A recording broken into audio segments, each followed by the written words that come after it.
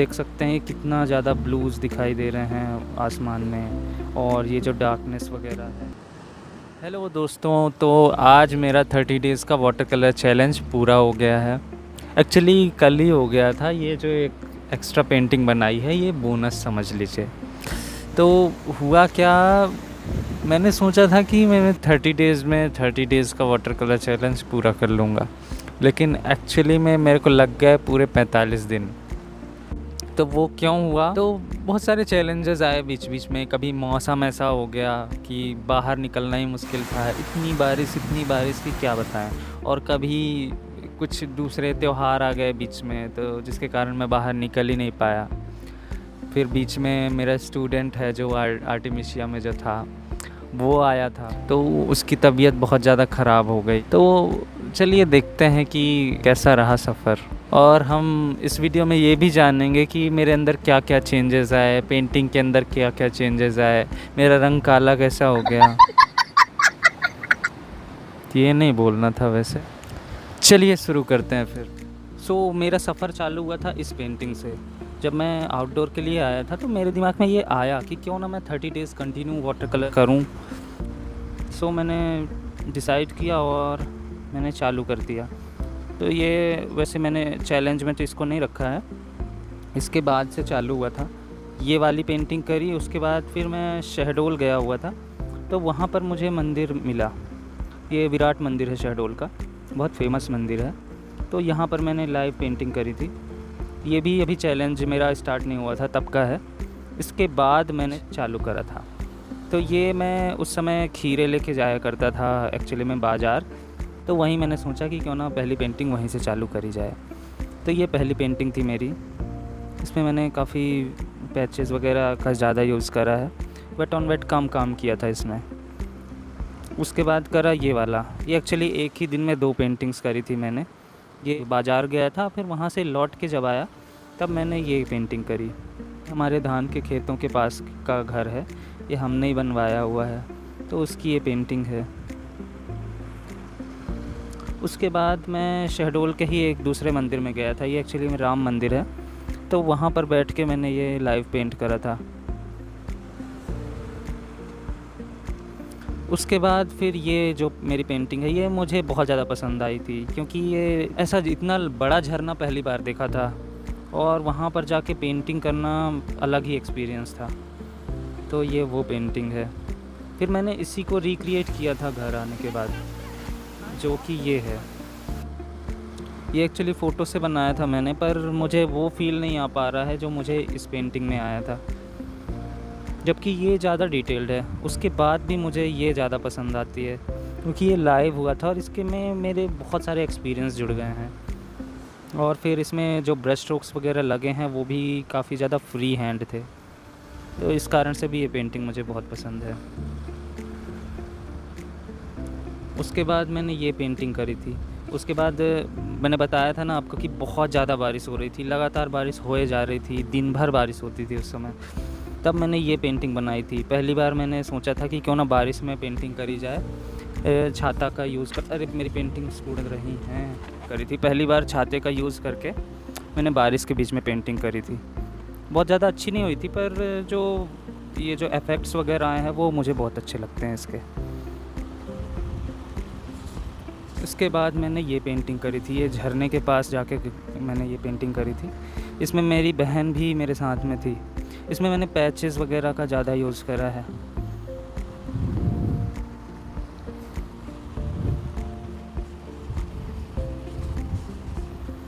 ये उसके बाद एक्चुअली में ये पेंटिंग मेरे से एक गलती हुई थी। हवा बहुत ज़्यादा आ रही है। एक्चुअली क्या हुआ था, मैं एक दिन बीच में जा नहीं पाया था, बारिश बहुत ज़्यादा हो रही थी। जैसे ही बारिश रुकी तो मैंने सोचा कि क्यों ना अब चला जाए। तो मैं आ तो गया, लेकिन मेरे पास टेप नहीं था, तो मैं बोर्ड में चिपकाऊँ कैसे। इसलिए मेरे दिमाग में एक आइडिया आया कि क्यों ना मैं पूरी तरीके से शीट को गीली करके बोर्ड में चिपका लूँ। तो मैंने वही किया, पर उससे एक नई चीज़ मेरे को सीखने को मिली। ये जो इफ़ेक्ट्स वगैरह आ रहे हैं, ये शीट बहुत देर तक वेट रहती है अगर ये टेक्निक हम यूज़ करते हैं तो, और शीट मुड़ती भी नहीं है। देखिए एक भी वेव्स नहीं आएंगे, जबकि बाकी पेंटिंग्स में वेव्स वगैरह दिखते हैं, इसमें नहीं आया क्योंकि शीट पूरी तरीके से गीली होकर चिपकी हुई थी, तो शीट में कुछ चेंजेस आए ही नहीं। अरे यार हवा कितनी आ रही है, ये मुझे बहुत कुछ नया सिखा के गई। इसके बाद मैंने आगे भी बहुत ज़्यादा ये टेक्निक का यूज़ किया है। अब ये है अगली पेंटिंग।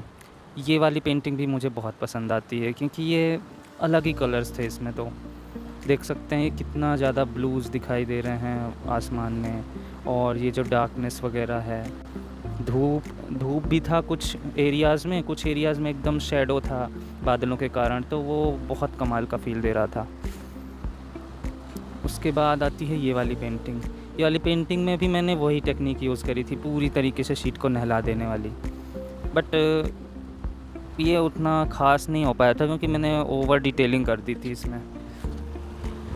ये बहुत ज़्यादा रफ़ स्ट्रोक्स इधर चलाए हैं, तो वो पानी का जो फ़ील आना चाहिए वो चला गया है इसमें से। उसके बाद ये पेंटिंग, ये भी पूरी तरीके से वेट ऑन वेट मैंने करी थी। ये पेंटिंग भी मुझे बहुत पसंद आती है क्योंकि इसमें जो इफ़ेक्ट्स वगैरह आए हैं वो बहुत कमाल के आए थे। एक्चुअली इस समय मैं जाना चाह रहा था, इसलिए जिस जगह पे मैं अभी हूँ यहाँ आना चाह रहा था, पर मैं जा नहीं पा रहा था। उस समय मेरी हिम्मत भी नहीं हो रही थी कि इतना दूर आऊँ मैं। तो बीच में मुझे ये जगह मिली थी तो मैंने ये पेंटिंग करी थी। ये पक्षी जो हैं थोड़े से अजीब लग रहे होंगे आपको, पर इसका कारण ये है कि यहाँ पर शीट क्या है, जैसे सूखी तो वो नीचे गिर पड़ी थी, तो यहाँ पर थोड़ा सा गंदा हो गया था, तो फिर मैंने उसको पक्षियों से कवर कर दिया, इसलिए थोड़े से अजीब ही लग रहे हैं, पर ओवरऑल ये पेंटिंग अच्छी लगती है। उसके बाद आती है ये पेंटिंग। इसमें एक और नई चीज़ मेरे को सीखने को मिली थी। ये पहली बार था जब मैं संगम तक आ पाया था, तो ऊपर से ही मैंने ये पेंटिंग बनाई थी। इसमें नई चीज़ मुझे ये सीखने को मिली कि ये जो इफ़ेक्ट आए हैं इधर, मैं कलर्स बस वेट ऑन वेट डालता जा रहा था और स्प्रे वगैरह का भी थोड़ा बहुत यूज़ किया है मैंने इसमें। तो ये जो इफ़ेक्ट्स आए हैं एकदम नेचुरल से, वो मुझे सीखने को मिला कि वो कैसे क्रिएट करते हैं। एक्चुअली बड़ौदा के जो डीन हैं बड़ौदा कॉलेज के, उनके वर्क्स इसी तरीके से वो करते हैं, वेट ऑन वेट होते हैं, एक्रेलिक में करते हैं, वाटर कलर में करते हैं, कमाल के काम है। तो थोड़ा उस तरीके का इफ़ेक्ट मेरी पेंटिंग में आया था, तो मुझे बहुत मज़ा आ गया था। इसके बाद चलते हैं इस पेंटिंग में। तो ये तो क्या ही बोलूँ मैं, मुझसे ये गड़बड़ हो गई थी, काफ़ी ज़्यादा गड़बड़ हो गई थी। मुझे बहुत ज़्यादा मज़ा नहीं आ रहा था इस पेंटिंग को करने में, मुझे लगा था छोड़ दूँगा, पर मैंने नहीं छोड़ा और कंप्लीट किया। उसके बाद ये पहली पेंटिंग है जो मैंने शुभम के साथ करी थी, शुभम जब आ चुका था यहाँ पे। एक्चुअली वो वीडियोस वगैरह देखता था मेरी, तो उसको बहुत ज़्यादा इच्छा हुई कि क्यों ना मैं भी जाके वहाँ वाटर कलर करूँ। तो हमने पहले दिन ये ऐसी पेंटिंग करी थी, बारिश भी हो रही थी फिर भी हमने पेंटिंग करी थी। और उसके बाद ही वो बीमार हो गया था, तो शायद मेरी ही गलती थी, बारिश में हमें वो पेंटिंग नहीं करनी चाहिए थी। उसके बाद आती है ये पेंटिंग। ये पेंटिंग में मैंने बहुत ज़्यादा काम कर लिया है, ओवर वर्क कर लिया है, पर फिर भी ये मुझे बहुत अच्छी लगती है। ये मैंने दिन में बनाया था, फिर उसको रात के सीन में कन्वर्ट कर दिया था। मैंने बहुत सारे वॉशेस किए हैं इसमें, बहुत बार डिटेल करा है, और लास्ट डिटेल अभी भी बाकी है जो मैंने नहीं किया। फिर उसके बाद ये पेंटिंग जब शुभम की तबीयत ठीक हो चुकी थी, तो ये वाली पेंटिंग भी बहुत सुंदर लगती है मुझे। तो आप भी कमेंट में ज़रूर बताना कि आपको कौन सी पेंटिंग सबसे अच्छी लगी है। तो चलिए अब अगले में चलते हैं। फिर आती है ये पेंटिंग। इस पेंटिंग में भी मुझे ये जो इफ़ेक्ट्स मिले थे वो मुझे बहुत कमाल के लगते हैं। ये सुबह का पहली कई दिनों के बाद ऐसी धूप निकली थी, येलो कलर के कलर्स दिखाई दे रहे थे इसमें बैकग्राउंड में भी। तो मैंने पहली बार इस टेक्निक का यूज़ किया कि स्प्रेज वगैरह का भी यूज़ किया थोड़ा सा घास वगैरह बनाने में। तो ये जैसे पानी की बूंदें होती हैं ना घास में, तो उसका इफ़ेक्ट इसमें आ रहा था, इसलिए ये पेंटिंग मुझे बहुत अच्छी लगती है। उसके बाद आती है ये पेंटिंग जो ज़्यादातर पैच वर्क में मैंने करा था। ये मैं बहुत इंटरेस्टिंग जगह में गया था। एक्चुअली ये पेड़ काफ़ी ऊपर था और मैं नीचे जाके बैठा हुआ था, तो वो जो धूप का इफ़ेक्ट यहाँ से आ रहा था वो मैंने इस पेंटिंग में बनाने की कोशिश करी, जो कि काफ़ी कुछ सक्सेसफुल हुआ। कुछ चीज़ें नहीं भी हो पाई जो पेड़ में करना था, थोड़ा सा वेट ऑन वेट चाहता था, पर शीट सूख बहुत ज़्यादा रही थी धूप के कारण। सो ऐसे ये पेंटिंग कंप्लीट हुई। उसके बाद आती है ये पेंटिंग। इस पेंटिंग में बादल जो हैं वो काफ़ी डिटेल में कर पाया था मैं। मौसम काफ़ी इंटरेस्टिंग था उस दिन भी, धूप छाँव कई बार आ रहे थे। इस जगह पे बहुत सारी डिटेल कर दी थी मैंने, जो शायद ठीक भी था। फिर यहाँ पर तो मुझे बहुत ज़्यादा पसंद नहीं आ रहा है ये वाला एरिया, बट बैकग्राउंड काफ़ी अच्छा हो पाया था। उसके बाद आती है ये पेंटिंग। इसको मैंने 2 बार करी थी। ये वही तितली वाली पेंटिंग है। एक्चुअली जब मैंने पेंटिंग कंप्लीट करी तो वो तितली मेरे पास आके बैठ गई थी। पता नहीं, वो शायद इतना सहज हो गई थी मेरे साथ, बहुत देर तक मेरे साथ बैठी रही। तभी मेरे दिमाग में आया कि क्या तितली को इतनी पसंद आ गई है ये पेंटिंग कि वो आके यहाँ पर देख रही है। फिर मेरे दिमाग में आया कि यार ये कॉम्पोजिशन तो सही है ही नहीं, पूरा अंधेरा अंधेरा हो गया है, मतलब खिचड़ी जैसी बन गई थी इस पेंटिंग में। तो मुझे ये बहुत ज़्यादा पसंद नहीं आ रही थी। तो फिर मैंने वो वाला वीडियो बनाया था तितली वाला, जिसमें तितली कह रही है कि ये पेंटिंग मुझे बिल्कुल पसंद नहीं है। तो फिर मैंने इसको रिक्रिएट करा था। तो ये रही वो रिक्रिएशन वाली पेंटिंग। ये एक्चुअली में मुझे बहुत अच्छी लगी थी, क्योंकि ये जो पीछे की चीज़ें हैं ब्लर ब्लर सी थोड़ी सी दिखाई दे रही हैं, डिटेल्ड भी हैं बट ब्लर हैं। पीछे थोड़ी फ्लैट हो गई हैं, आगे थोड़ा वॉल्यूम दिखाई दे रहा होगा आप लोगों को। तो इस कारण से ये पेंटिंग मुझे बहुत पसंद आती है। उसके बाद आती है ये वाली पेंटिंग। एक और चीज़ बताना रह गया, इस पेंटिंग में मैंने सीखा था कि पत्तों को फोरग्राउंड में रख के बैकग्राउंड की डिटेलिंग कैसे करना है। ये जो पत्ते बने हैं ये मुझसे पहले नहीं आता था। तो इसमें जो वॉल्यूम आ गया है ना, वो सीखने के बाद वो बहुत इंटरेस्टिंग चीज़ मुझे जानने को मिली।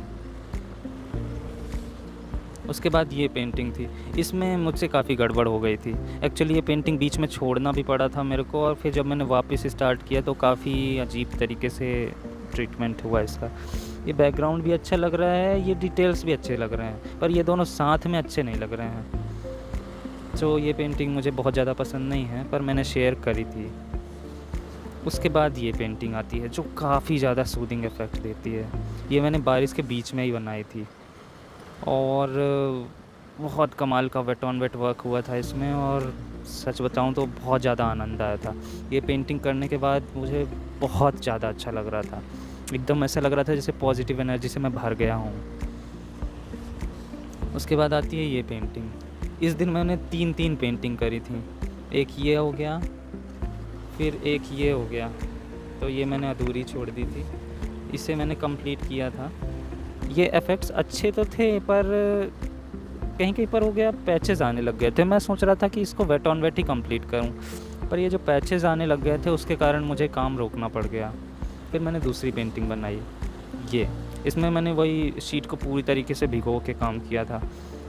अच्छा हुआ काम, पर फिर भी मुझे थोड़ी ये पेंटिंग ज़्यादा बेटर लग रही है। फिर मैंने ये पेंटिंग करी थी। ये भी त्यौहार के समय की पेंटिंग है। ये तीज के समय की पेंटिंग है। ये मैं मेरी भांजी के साथ गया था, पेट्रोल पंप पेट्रोल भरवाने गया था एक्चुअली, और चक्की भी आया हुआ था। तो मैंने वहीं से सामने देखा कि बहुत ही अच्छा मौसम हो रहा था, शाम का समय था, कलर्स बहुत इंटरेस्टिंग आ रहे थे। तो मैंने सोचा कि चलो यहीं पेंटिंग कर लेते हैं। तो मैंने ये पेंटिंग बनाई थी। उसके बाद मैंने दूसरे दिन ये वाली पेंटिंग करी थी। ये शाम के समय की पेंटिंग है, और इसमें देख सकते हैं ये पूरा वेट ऑन वेट काम हुआ है, क्योंकि शीट सूखने का नाम ही नहीं ले रही थी। बहुत अंधेरा हो गया था ये पेंटिंग करते करते, तो डिटेल्स भी थोड़ी कम ही हो पाई हैं। बट ये जो इफ़ेक्ट्स आ गए हैं वो उसके कारण मैं ये पेंटिंग मैंने शेयर किया ही नहीं। उसके बाद आती है ये पेंटिंग, जो पेंटिंग दूसरों को भी बहुत ज़्यादा पसंद आई थी। इसमें काफ़ी ज़्यादा बचपन की यादें भी जुड़ी हुई हैं, क्योंकि ऐसे ही तालाब में जाके हम लोग नहाया करते थे और पड़े रहते थे पानी में। उसके बाद ये पेंटिंग आती है जब मैं वापस से संगम की तरफ आया था। ये मैंने काफ़ी ऊपर से बनाया था और इसमें ब्रश स्ट्रोक्स के बारे में मैंने काफ़ी कुछ सीखा। ये जो पानी के इफ़ेक्ट्स बने हुए हैं ब्रश स्ट्रोक्स से ही बनाया, मैंने ज़्यादा डिटेलिंग नहीं करी है, बस ब्रश स्ट्रोक्स ऐसे चलाए कि ये थोड़े से डिटेल्ड लग रहे हैं। तो ये नई चीज़ थी मेरे को जो जानने को मिली थी इस पेंटिंग से। उसके बाद ये 30th पेंटिंग है और इसमें मैंने एक लेडी भी बनाई थी, जो कि अभी तक मैंने ऐसा कुछ नहीं किया था। फर्स्ट टाइम मुझे ये आइडिया है कि क्यों ना मैं कॉम्पोजिशन भी बनाऊं, खुद से भी सोचूं, कुछ इमेजिनेशन की चीज़ भी डालूं। और इसमें ये जो पौधे बने हैं उसमें भी एक इंटरेस्टिंग टेक्निक मैंने यूज़ करी थी, जो मैं आगे आपको बताऊंगा किसी दूसरे शॉट वगैरह में। तो ये पेंटिंग भी मुझे बहुत अच्छी लगती है। ये जो पत्थर है ना वो बहुत कमाल का लग रहा था मेरे को। तो चलो अब नेक्स्ट पेंटिंग में चलते हैं और ये है मेरी आज की पेंटिंग। तो इसमें मैंने ये रिफ्लेक्शन वाला जो फील था वो मुझे बहुत मज़ा आया ये काम करने में। अब आप बताइए कि आपको कौन सी पेंटिंग सबसे ज़्यादा अच्छी लगी, या फिर आप अपने बारे में कुछ बताइए कि आप जब पेंटिंग करते हैं तो आपको किस तरीके के चैलेंजेस का सामना करना पड़ता है, या फिर आपको किस तरीके की वीडियोस चाहिए। हो सकता है मैं उस चीज़ में काम कर पाऊँ, क्योंकि मैंने कुछ एजुकेशनल वीडियोस भी बनाई हैं। तो अगर आपको लग रहा है कि मैं कोई सा टॉपिक ज़्यादा अच्छे से कवर कर सकता हूँ तो मुझे ज़रूर आप बताइए, ये सजेशंस बहुत ज़्यादा काम आते हैं मेरे। आज के लिए बस इतना ही। जय श्री गणेशा।